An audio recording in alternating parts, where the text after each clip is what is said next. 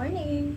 So today's video is more on unboxing kasi dumating na nga ang aming order from Shopee. So dahil wala ngayon ang magpo-promote na aking video, ako na muna. So nasa church siya ngayon. And by the way, yung mga in-order namin ngayon is for Ikil and syempre kay Daddy. So, naisipan namin i-order na lang siya online. It's because masyado na nga matao sa mall.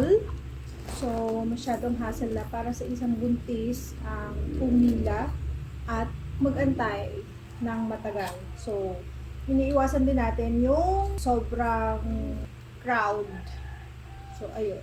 This is the first parcel. Ayan. Ano ba to?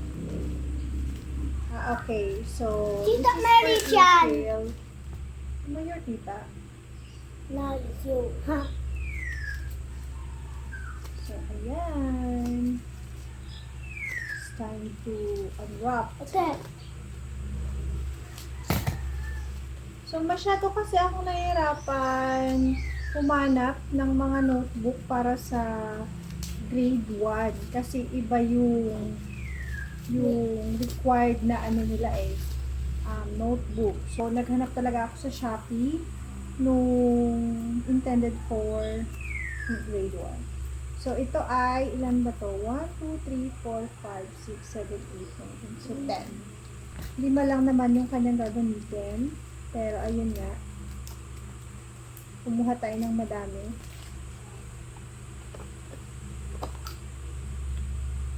Ayun, medyo malalaki pa yung spacing ng sulatan. Wow, ganda naman yung notebook niya. Kailangan mo mag-write ng maayos, okay? Love. Kailangan huwag ka tamarin, ha? Love. Hindi ka pwede tamarin. Kasi dami-dami mong gamit. It. And also, I already purchased pencil kasi for sure baka week 1 pa lang wala na naman yung pencil. So mahirap nang maubusan. Hindi ko alam kinaumagahan kung saan ako hahagilap ng pencil. Mommy, look. Hello guys. Today we have a pillow for baby. Oh, what is this? It's the pillow of baby. Okay, thank you. Just this. Opo, ito yan. Later. Wait lang. So, ayan. Huh? So, this is your pencil. Huwag mo ito iwawala, Huwag mo iwawala yung mga gamit mo, okay? Okay. So, next. Ito is Uniformidad. From Real Fit. So, this one, kailangan natin itong i-open kasi check ko yung size niya. So, ganun din. Love, wag ka muna alis. I-fit mo to, Love. So, bumili na rin ako online ng t-shirt ng aking teacher as well as underwear.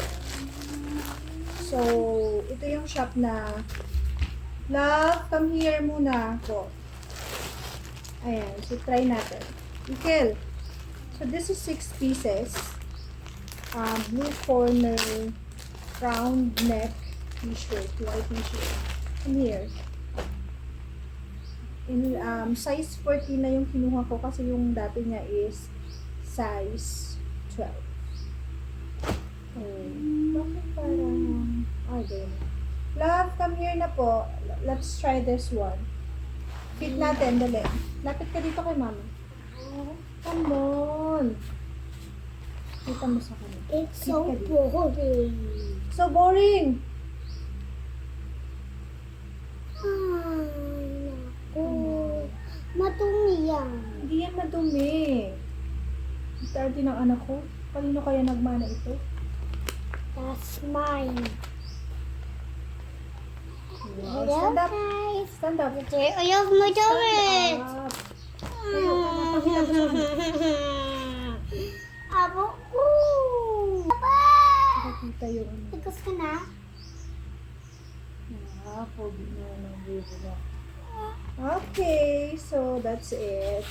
So kung bakit 6 pieces to, kasya pa naman yung dati niyang t-shirt. Pero, syempre, kumuha na ako ng mas malaki para mas komportable siya.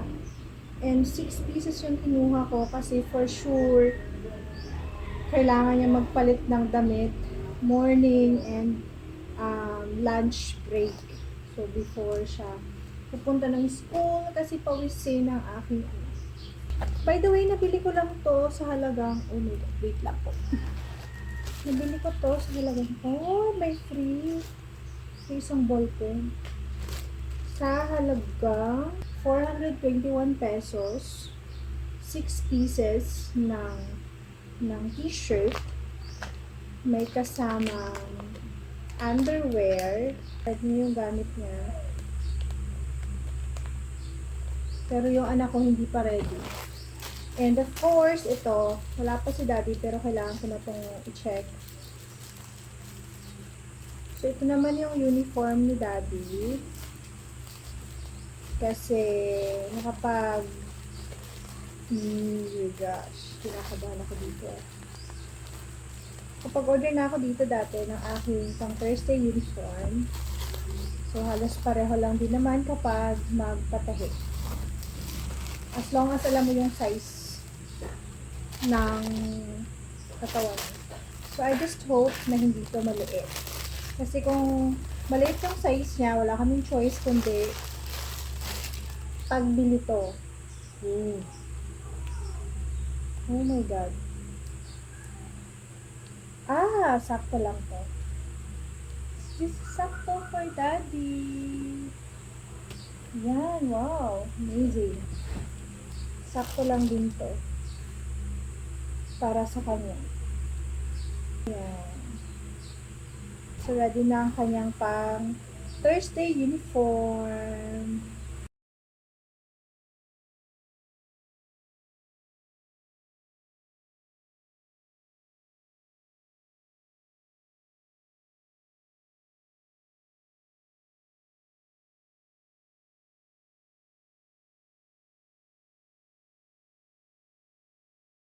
So, that's all for today's unboxing video. See you in my next video. Bye!